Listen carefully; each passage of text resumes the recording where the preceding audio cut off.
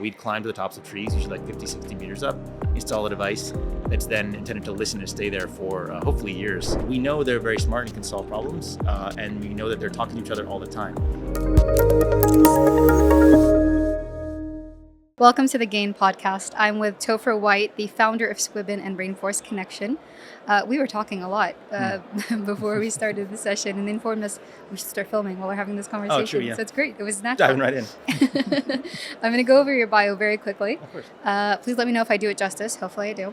And then we'll just jump right into the topics. Topher White is a conservation technologist and a founder of environmental technology startups Rainforest Connection and Squibin. As an inventor, field engineer, and social entrepreneur, he has been honored with titles such as World Economic Forum Young Global Leader, Rolex Laureate, am I saying that right? Yeah. Oh, great. National Geographic Explorer, Draper Richards Kaplan Fellow, and IEEE Engineering Hero. Rainforest Connection, RFCX, is the world's leading creator of and deployer of, is it acoustic technology? Yeah. That's interesting. Listening for sound. Okay, acoustic technology for environmental protection and high-definition biodiversity monitoring. Squibin, founded in 2022, utilizes the sounds of suburban biodiversity for consumer-facing and enterprise-facing applications, redefining the concept of nature as a service. What is nature as a service? Well, how can nature actually become something that we utilize and not just appreciate? Oh, Yeah. interesting. Beyond extraction, how does it become something that we, like an ongoing service? That's interesting. So, educated primarily in physics, software development, and science communication. We were talking about physics We'll get behind into the physics. scenes. Do we have to? Do we really have to? I'm remembering the trauma I had from university. God, those are so difficult times. So, educated primarily in physics, software development, and science communication, his later career has been defined by rugged field engineering, environmental advocacy, and bioacoustic design. He received a degree in physics from Kenyon College before working for several years as, is it SLAC or SLIC? Yeah, it's SLAC, yeah. SLAC National Accelerator Lab, High Energy Physics, an ITER organization, in nuclear fusion power in France. Okay. Topher served as CEO of Rainforest Connection from its inception in 2013 until 2022, guiding the idea to a globally operating company in dozens of countries. Presently, he serves as an executive chair of the Rainforest Connection and CEO of Squibin. I asked you about this. What is Squibin? Oh, Squibin is a whole spin-off of this idea around using sounds to track nature. But how can we use that same technology to actually build a new type of person to appreciate nature? Which is to say that not everyone is a conservationist or a scientist, which is our main audience for Rainforest Connection. But how can we build a way in which new people can appreciate nature and not just appreciate, but actually utilize in their daily lives? And how can they utilize it? I mean, I like the idea of appreciating nature more. I think we need to do that more as humans. But how do we take that appreciation that we have of being outdoors, what we're seeing, and implement it in our lives? Well, so much of what we think about nature is what it feels like to be there. But a lot of the interesting stuff that happens in nature is when we're not actually there. So we can use technology to track it. And then what if all of the eyes and ears of the animals around you could actually be used the same way that we use cameras and sensors and the rest? So it's almost like an internet of animals in a way. What are the ways in which we can appreciate the lives and livelihoods of these animals that are there and actually build relationships with them? But even more so, those who don't care to interact with us, what are ways in which what they know and see in the world can be used for our own benefit as well. That's really interesting. Yeah. Can I ask you the origin story of how did Rainforest Connection start? Oh, Rainforest Connection began back in, I would say 2011 or so, when I first visited Indonesia for the first time and noticed the forest was so noisy. Such a noisy place, and there's so much happening there. You can't see like maybe 5-10 meters in front of you, but you can hear what's happening, a kilometer away. And I was visiting this gibbon reserve. You know gibbons? Okay, gibbons are this. I've heard about it. Yeah, the gibbons are this amazing ape, the third closest ape to people in a way, and they sing these amazing songs over like long distances. You can hear them. It's almost like being on another planet. It feels like sometimes. And but they also have this amazing ability to move through the forest. Anyway, I loved them a lot when I was growing up in the zoo, and wanted to visit them and take care of them in this reserve in the wild. But this one reserve in Indonesia was having this issue around illegal logging. So even like a pretty small reserve, they had illegal logging out there. So I had this idea that maybe we could use old smartphones equipped with software that we could build and solar panels to be able to pick up the sounds of logging. And then this group there on the ground in Indonesia could actually catch the loggers. They were like, yes, please build that. And then I had to build it. but then we built it for them, I and had it to build worked. it. Yeah, But and that's amazing. yeah. So that was kind of the idea. It was really sort of seeing this issue on the ground and understanding that sound could be one of the most impactful ways to capture what's there, and that's just learning from nature itself. Because the animals themselves, you can have a frog that's a centimeter across, but they can make noise that can be heard 100 meters away. It's really utilizing what nature itself has sort of shown through the forest and how they adapt. And can I ask you, how do you go about taking the sound that you collect from a rainforest, or like you said, a small frog? What can we learn from that? What can we learn from listening to that? Oh, well, first of all, you get to know where the animals are. So there's varying degrees of the way science would apply to that, and there's the varying applications you can build on top of it. First of all, the way we built the system originally was to pick up the sounds of chainsaws. So can we pick up the sounds of chainsaws at 2 or 3 kilometers away, which is pretty far? And in doing so, can you actually alert people in real time to be able to go stop it? In this case, we originally used old smartphones because they're pretty amazing computers. They're being built by the hundreds of millions. We could sort of surf on that technology. Built some solar panels to allow them to stay powered, and some powerful microphones so they could pick up those sounds, and then put them up in the treetops. And they could essentially just capture sounds far away and stream these alerts when a chainsaw would go off, which again was an early application of AI for us back in 2012 and 13, to be able to then get out and stop these things in real time. But the good news is that if you are able to work with people who can go stop the logging, you have to keep listening to ensure that it's stopped. And the way we built it, because this is early AI, I wasn't really sure we could deploy it onto the devices themselves and have it work. So we would stream it up to the cloud, which is a pretty intense operation from the middle of the forest, but we would do this over the cell phone networks. And then in doing so, we had these amazing long-term soundscapes.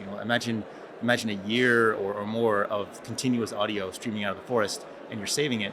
What can you pick out of that? And the truth is that it's really, really noisy. If you've ever been there, there's like lots of things happening all the time, and you can train another AI or different AIs to be able to pick out the sounds of different species and say, hey, that's this animal, that's that animal, that's the rest, and then build biodiversity maps. So that's kind of the state that we've gotten to, over the last, say, decade or so, is being able to pick out which species are there, in what concentrations and what times of day. So you can actually build some pretty good maps of where they are and how they interact and when they're at most active. But the next phase will be all this interspecies communication. What are the ways in which different species interact with each other and amongst themselves? Because imagine having this continuous, That's insane. hundreds of years of audio that's available to us of the animals sort of living their lives day by day. And then how can you train AIs on that particular data set to either understand animal communication, or at the very least understand animal sentiment and what they feel about each other and they feel about the earth themselves, especially with the stresses from climate change. It's amazing. It's like a whole new language. I mean, if we can understand animals, that's amazing. I think so. I mean, and imagine humans ourselves. I mean, it's enough of a feat to communicate amongst ourselves in all the ways that we do. We've never really had a conversation with another species on Earth. We have sign language with gorillas and certain interactions with other species, but they aren't so rich as to say it's a conversation. It's a lot more transactional. And now with the help of AI and models that are being trained on that, it is quite feasible. And in fact, I would predict that within the next 3 or 4 years, there are groups that will be able to have conversations with whales, potentially with crows, with other animals that are out there. And every single species represents this amazingly different worldview, a different sense of philosophy in some cases, a different sense of logic, perhaps even right and wrong, we don't know. And so to unlock that sort of collective genius of each different species could be pretty powerful. But that soon? You're saying 3 to 4 years, that soon? I would say possibly even sooner with whales. It's amazing how fast these things move. Why sooner with whales? Just based on the focus, because each species is its own world in a way, and so the most rapid developments will be on the ones who really focus on one species. There's an amazing project called Project SETI, based out of actually all over the world, but particularly out of the Caribbean, and they're focused on sperm whales. Can they actually have a conversation with sperm whales, which well beyond just the different brains, the different things. It's actually like a just amazingly absurd creature in a way. Like having a conversation with them, you couldn't stand next to them when they're really kind of speaking. Your head would explode just based on like the physics of the what's happening there. But yeah, I do think that group will succeed. And what'll it be like when we can talk to this other very intelligent creature? Amazing. I imagine just listening to what they have to say. I mean, the way they view our world would be interesting as well. Yeah, and even a sense of history. Yeah. You talk to these groups and they're like, how will they have told the story of the last 200 years? Evolution. Because there hasn't always been this a fantastic relationship between whales and humans, and yet we now persist relatively peacefully. Um, Interesting. I want to ask you, how do you, using AI technology, how do you decipher, when we're talking about the logging, right? The logging that was in Indonesia, how do you decipher between what you hear in the rainforest? How does AI decipher that information? Well, so AI this uses a convolutional neural network, which is pretty good. The way you begin is first, sound exists across like a wide spectrum, even just like the way we look at the world with color. When you look at sound, there's high frequencies, there's low frequencies, and we tend to mix it all together in our sort of understanding of it. But the truth is that you can segment that, and so chainsaws exist within a certain band, I guess. And even even in the forest themselves, you'll have different species that decide to occupy like different territories of the sound spectrum, so they don't compete or overlap in the same way. But first, you train an AI to look in the right spots, and then you train it to look for that kind of revving, like vroom, vroom, vroom of chainsaws that exists within the rest. And it's true, there are some things out there that sound to us like chainsaws, but AI is exceptionally good, especially with, unfortunately, the large data set that we have of chainsaws out there. To be able to pick those things out. And so the funny thing we found in training these things early on was that if you asked somebody if there was a chainsaw like a subtle chainsaw in the forest soundscape, they would hear it, almost like a hallucination of our sort of perception in a way.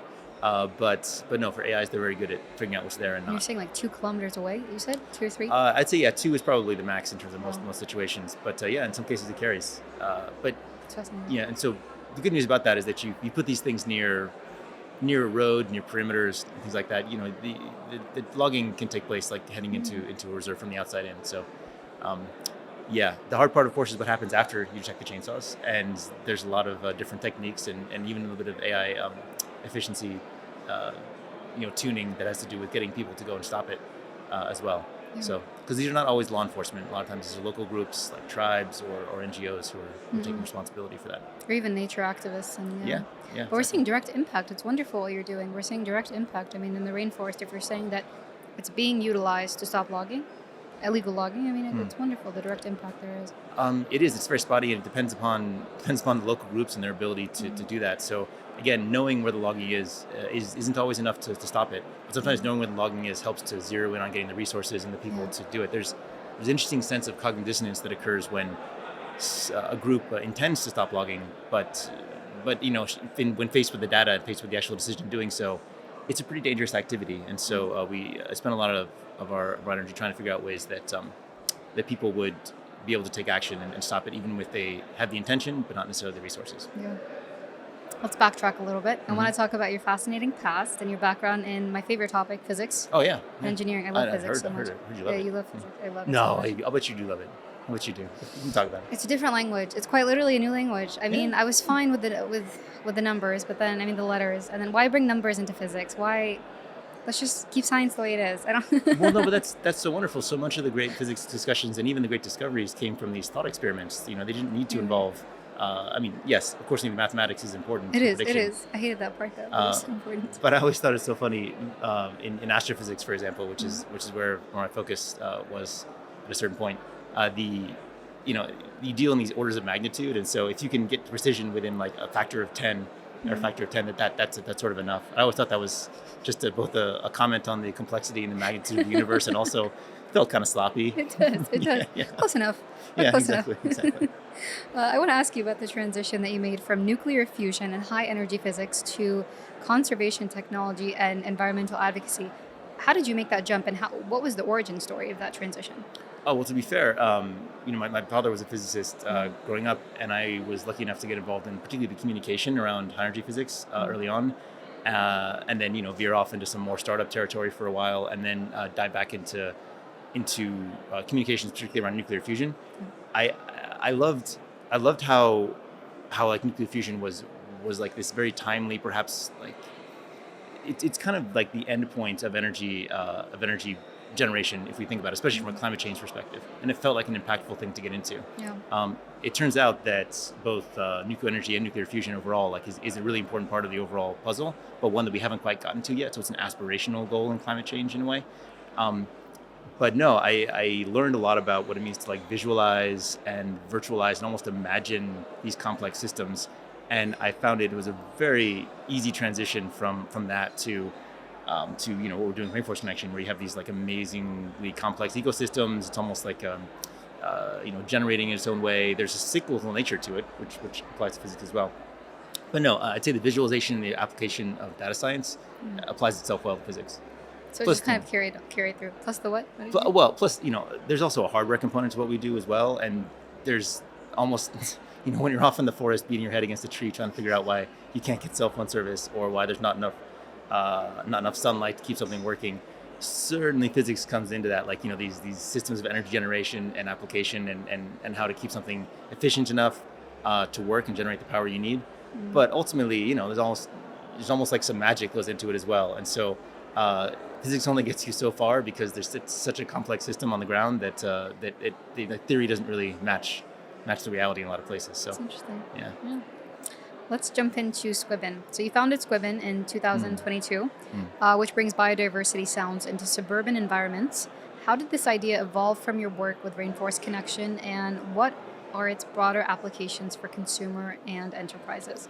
Well, so I think a lot of this came out of the fact that Rainforest Connection, we were really finding ourselves scaling with our users being conservationists and scientists. And those are really critical parts of the puzzle, right? But no one's too surprised that conservationists and scientists want to listen to nature and want to track it and study it. We need them to do so. But then the idea was, what can we build on top of that in a separate venture, this is separate from Rainforest Connection, which is a nonprofit. The idea with Squibin was, how can we really go to the next level on this? Because we had to solve two problems. First of all, I felt that conservation technology, including our hardware, really had kind of reached a ceiling of capability. It's like there's a lower level of execution on the quality of hardware, on the quality of some of these applications, because it's in conservation, and that's because there's not enough resources to support conservation, especially on the nonprofit front. So the idea was, what if we can build a new audience for basically nature-based data? Like, who cares where the animals are? Certainly, someone thinks that bird watchers do. That's actually quite big in Saudi. Is the ability to watch birds and tourism associated with it, and people want to watch birds in their backyard as well. But what about the people that don't care about the animals back there? Can we find ways to allow them to care? And so that involved us being able to capture sort of a spatial awareness of where the animals are when they come through your backyard, which might not be every moment, but exists over the course of, say, 24 hours. There's a lot of activity back there, especially if you incentivize it for the animals. And then how can we find ways that normal people who don't necessarily think about the animals will get into it? So we began to build systems where the animals that come through based on real data would become sort of animated characters that you'd be able to name and keep track of. They would have relationships amongst themselves that could sort of track stories and perhaps apply ethics and morals and stories that you'd like your children to have. So almost daily storytelling based upon real animals back there, so that when you see that raccoon or that fox or that blackbird or the sparrow or the hummingbird, they actually are characters in your sort of repertoire of stories that you have. And that could apply for children. It could apply for adults as well. And that was just one application of what we're trying to do. Ultimately, though, the goal of this was to find new ways to create new conservationists who wouldn't necessarily want to be the other kinds of conservationists that we have. And then in the process, build a really consumer capable device, which could also work off in the jungle, because honestly, consumers will basically beat you down until something's perfect. And we found that we weren't getting that same level of standard quality in conservation.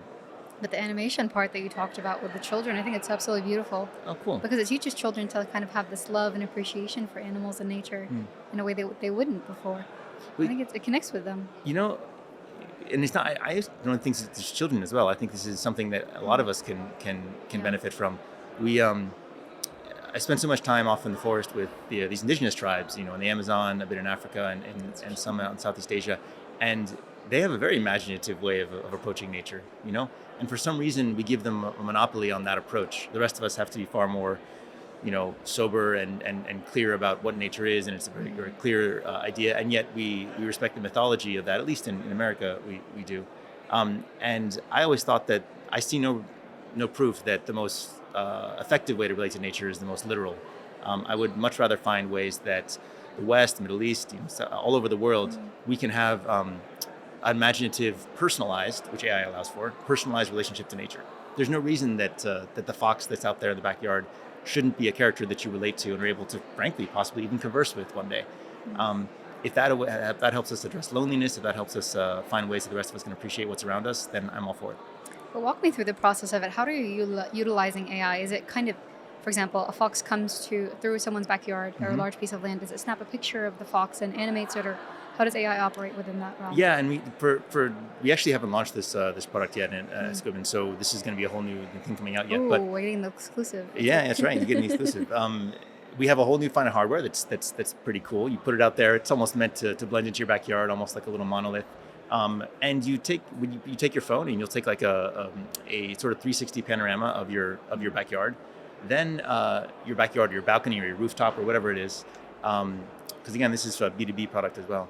At that point, then it will begin to segment. So it can say, oh, that's the fence, that's the tree, that's the gate, that's so and so. So you can begin to refer to what's there. As the animals come through, it's being able to spatially place them in the places where they are as they interact with each other. And then those data points become the basis for stories that once they can be generated with AI. You're asking how AI, I mean, everything I just mentioned involves AI. The segmentation, being able to recognize what's in their backyard, being able to recognize the sounds of the different animals and place them within the backyard based upon a few different microphones that are coming out of this thing. The ability for microphones to aid potentially cameras, because again, birds are pretty small. So if you're trying to zero in on a bird, you don't want a 360 camera because each bird will be like a pixel or two. What you want is some kind of aided assisted system that allows the camera to move to where the bird is. And that's kind of something the system allows for as well. But then again, one of the great things about this is that we can take your backyard, your rooftop, or your balcony, and we can re-render it in the style of whatever you want. It's called a style transfer in AI parlance, and it means that if you like your favorite children's book or your favorite comic book, or frankly your favorite field guide, or even just the look and style of this conference center or the AI summit, we can then apply that to your backyard. So it can be snowing, it can be raining, it can be in the style of where the wild things are. An old book that we used to have when we were a kid, or your favorite children's book, or like a noir comic book. And then that allows us to apply different stories. So it has that familiarity of your backyard, but they also have the familiarity of this other thing that you love or know. And we get that all out of just one 360 image. So that's the really exciting generative stuff that could be something we could put together a whole creative agency to do, or we could apply a few AI tools out of the box in an ambitious way to do it. And the great news about the stories is that you can say, oh, I would like, yes, the fox came through and the blackbird came through. In real life, are they friends?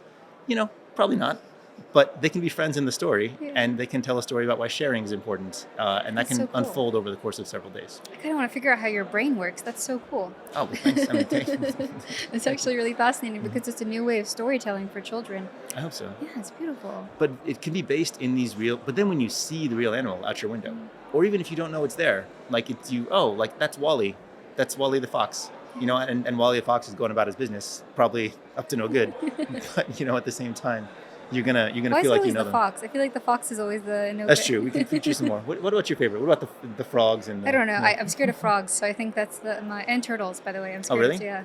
Oh okay. So well, hey, turtles move slowly. Don't worry. Well, some move fast, but not the snapper. Right, not the snapping turtle. That's true. Oh, that's right. That's your Texas background. Wait, you don't have them in? I guess you don't have them. No, in San Francisco. No snapping turtles in San Francisco. No, we have a lot in Texas. They're scary. They look nice, and you approach them. They're No, they're not nice. No, they're not nice at all. I mean, it's fine. Just don't approach. The name gives it away, I think. It's true.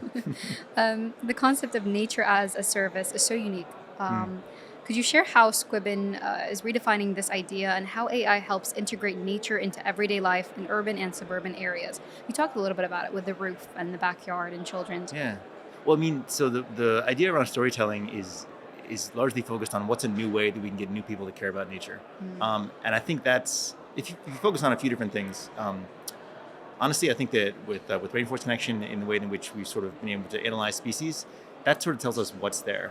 And the people interested in that can be really into it. The next level is how do you build like wonder and amazement in what's there. That's when you can visualize the sound, build whole experiences, perhaps even AR experiences. The next step is an emotional connection, right? Which is we just talked about. How can you build an emotional connection to the animals that are there, even if it's somewhat surreal, a little bit imaginative. And then the one beyond that is this idea, okay, those who can't be captured in any of those prior layers, how does nature actually become useful for the lives that they're already living, right? Because we shouldn't try and change people's mindset, outside of their own will. And we do know that people care a lot about where they live. They care about their health. They care about what's, we have devices all around us that tell us about our environment. And I think it's quite interesting that we have all these animals around us that are quite observant. They know very much what's going on. They may have their own set of values and about what's important. But how can we use the insights from animals to feed back into our own sense of understanding of the environment? So that means you don't need a surveillance camera necessarily if you have birds coming through.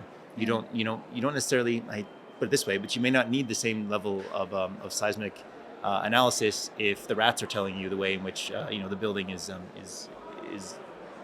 sort of in good shape or not. Yeah.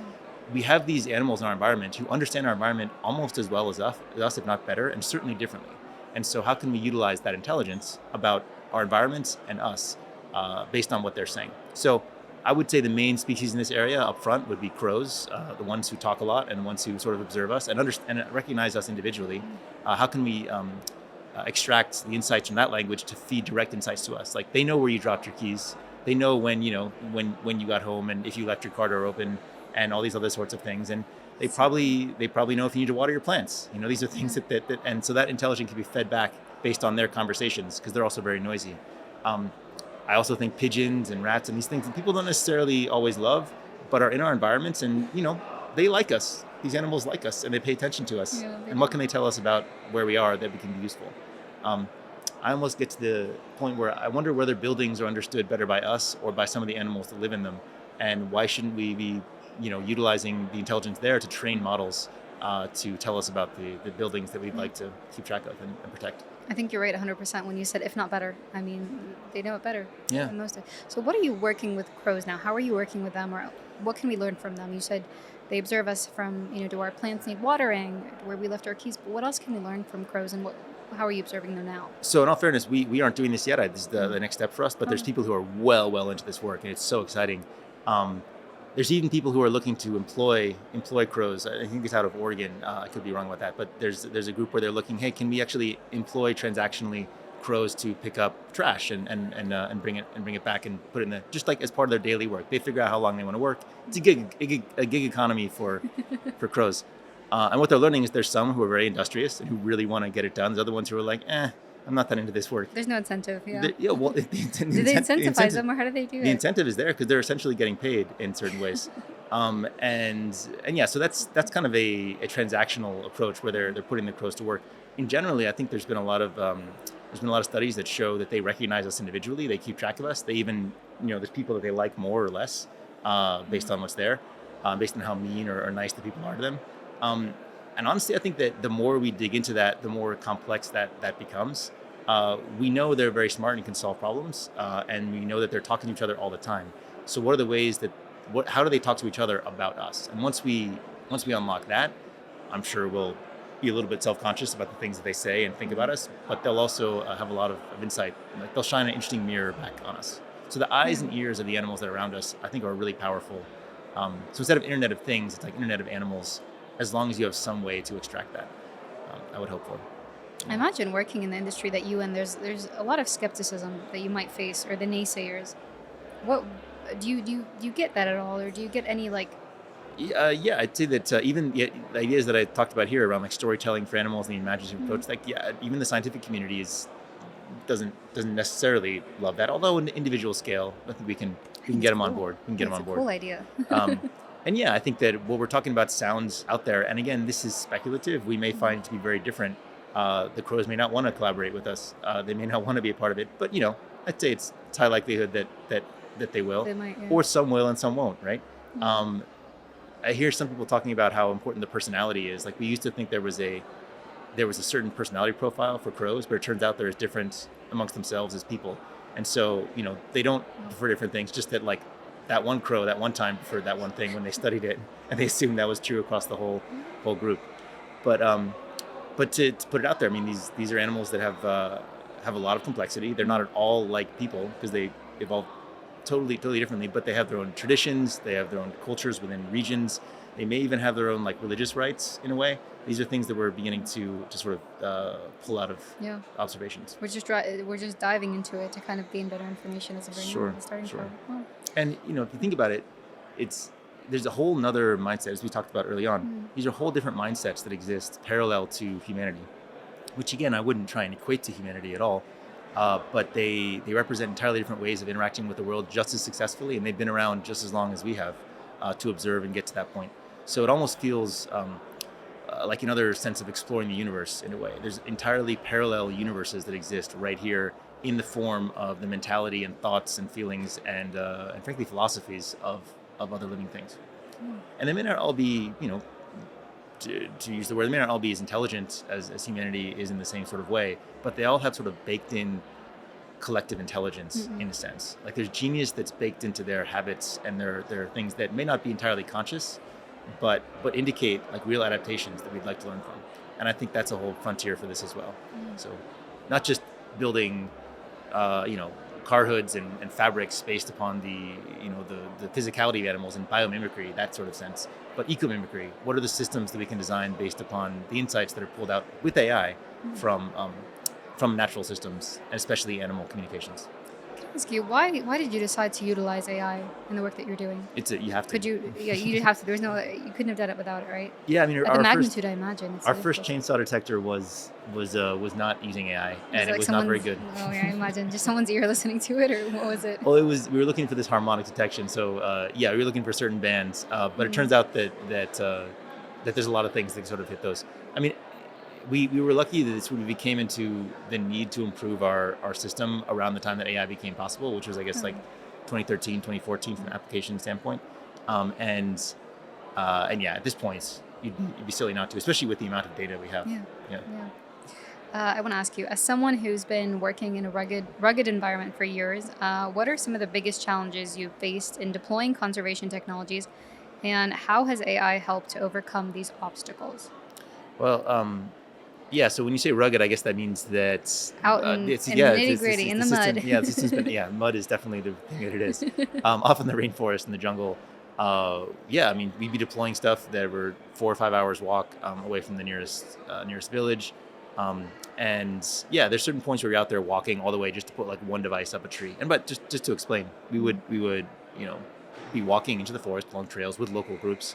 We'd climb to the tops of trees, usually like 50, 60 meters up, install a device that's then intended to listen and stay there for hopefully years. And in doing so, you're essentially making it possible for someone not have to do that walk all the time. In order to be sure that it's reliable and what it's actually detecting is real, AI plays a pretty important role.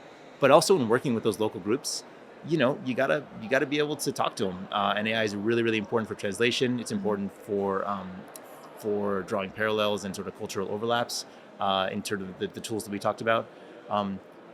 There's a sort of magic that occurs when something that somebody has instinctually sort of heard or thought about nature can be pulled out with technology. And one of the best ways for building bridges with local groups is showing them we're building high-tech tools like for them.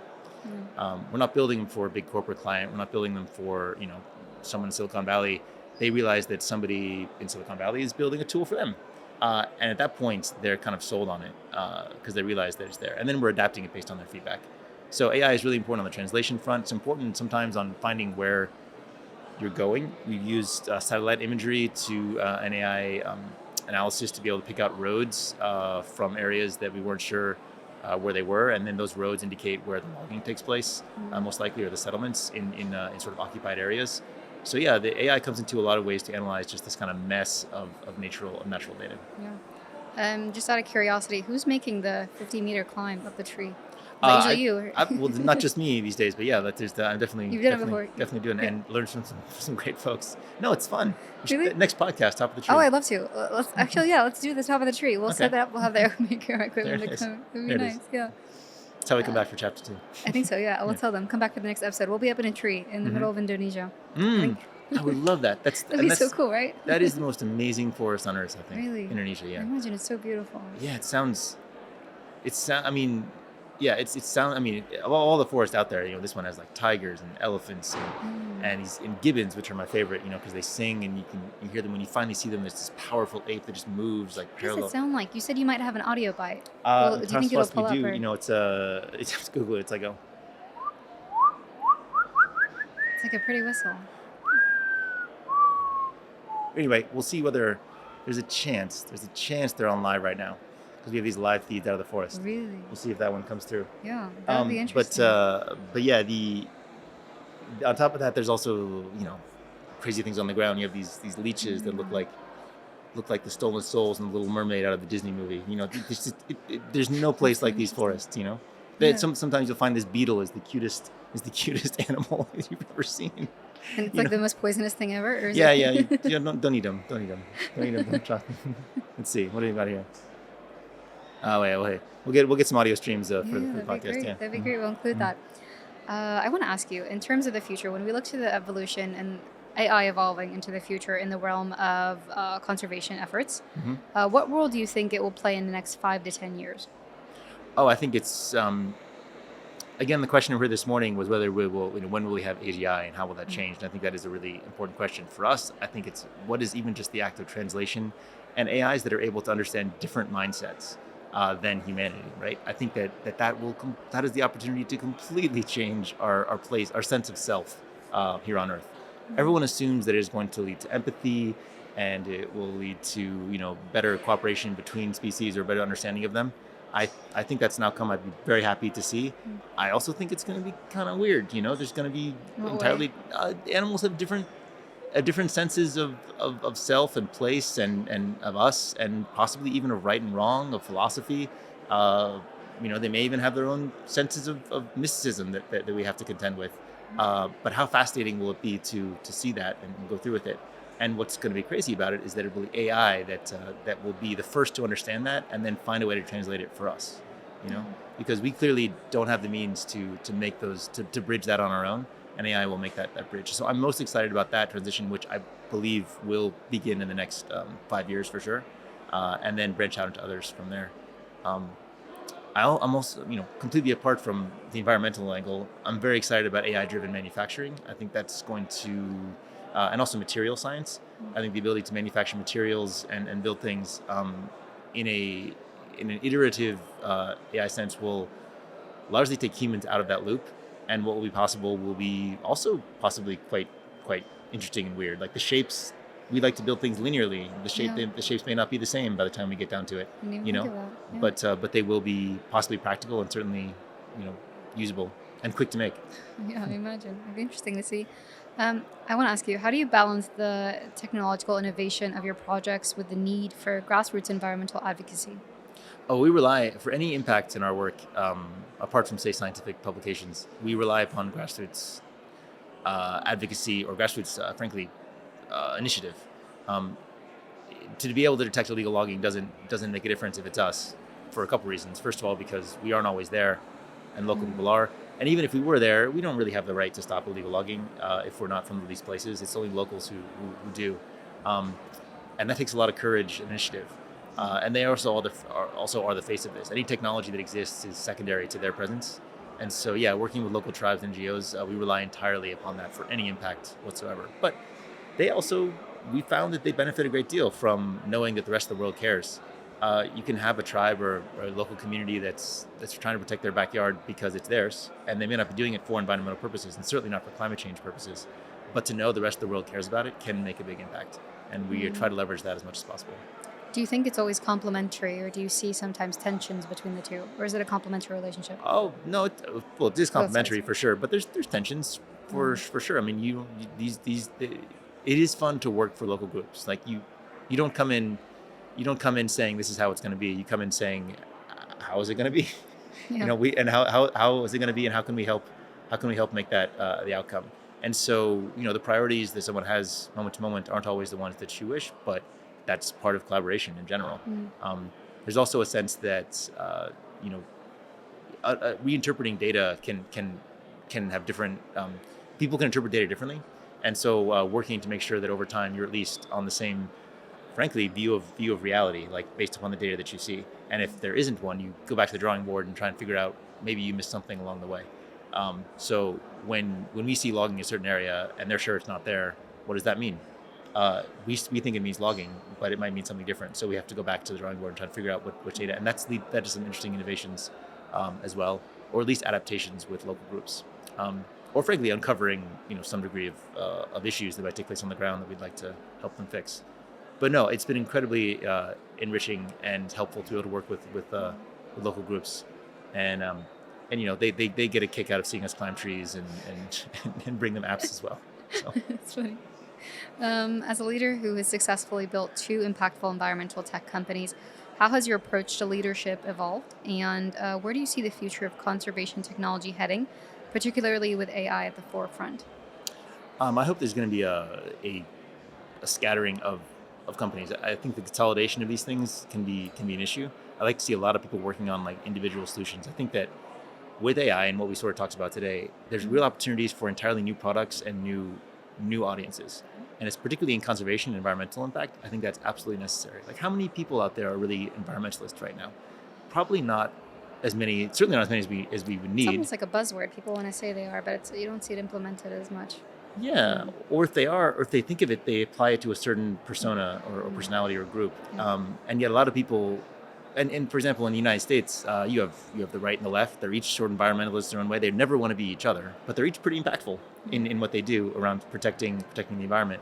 And so, I'd like to see people invent 8 or 9 different options in between. And they can all be sort of mutually exclusive. They don't need to be like each other, and that comes from the person, like the personal tuning that you get from AI. You don't have to affect 10 million people if you affect 100,000. Like, that is a completely viable company from an AI perspective, especially with AI not needing to hire a huge staff to accomplish it. Yeah. So I'd like to see more ideas be leaned into that affect demographics that perhaps don't even exist yet. Towards these goals, and that's what we're trying to do with Squibin. We'll see how well it works, and there's certainly plenty of scattering to take place on Rainforest Connection as well. No, I look forward to seeing the growth. I mean, you gave us a lot of information, and it seems like the future is really bright for Squibin. There's a lot of areas you can expand into. We'll see. I mean, we'll see if Squibin is the way to do it. What's important is to get the ideas out there, and if we're not the ones to make them work, then I'm sure somebody will. And we're happy to do that as well. There's a sense in which competition doesn't need to hold anyone back. Like, once you see someone doing a little bit better than you, you're like, oh, please take what we have, because they have 5 other ideas that we have to follow through on. Yeah. You want the impact. I think the most important thing is the impact for you, and it's really beautiful to see. It's not about if we can do it first. It's if the impact is done. Yeah. And it is really important to do these things. Sometimes, any of us get stuck on talking about it and trying to make sure that it's a good idea before you start. But starting it is way more important. Yeah, I agree.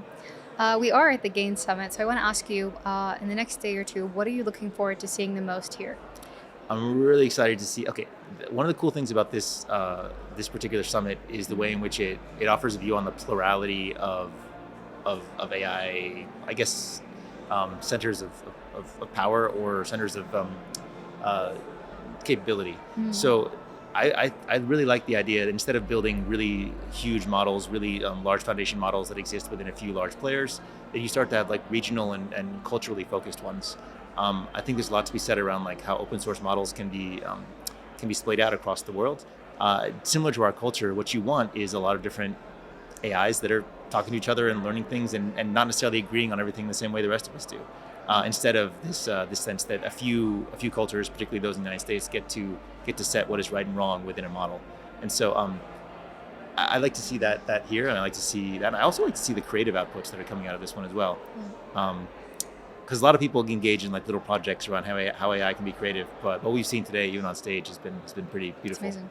It's amazing, really. And even the sideline meetings. I mean, right behind us, we have meeting room 321. There's a lot of collaborative meetings that are happening on the sidelines of the summit. So it'll be nice to see the results of those as well. Okay, all right. Do we get to do they announce those at the end, or? There's going to be I heard 70 MOU agreement signings. So 70. Nice. It's a lot. That's a lot. Very so nice. it's great to see. Very nice. Those are all my questions. Is there Thanks. anything else you'd like to add to the podcast? Yeah, I really have loved over the last couple of years seeing what's happening here in Saudi with regard to not just AI approach, but on the environmental front and obviously the investments in new ideas. Yeah. I love the young generation of entrepreneurs that are coming out of this region, and having gotten to meet them, I'm pretty excited. So if any of them want to work together, we're there for it. There we go. The message is out now. If you want to work with Mr. Topher White, this is your chance. There are a lot of wonderful initiatives. I mean, we have Saudi Green Initiative, which is just wonderful. the Middle East, the Green Initiative happening in the Middle East, led by the Kingdom. So, there's a lot happening. Thank you so much for your Thank time. This has been the Gain Podcast with special guest Mr. Topher White, founder of Squibin and Rainforest Connection. Thank you so much. I appreciate your time. Thank you so much. This has been nice. Yeah, and enjoy the rest of the summit. Thank you.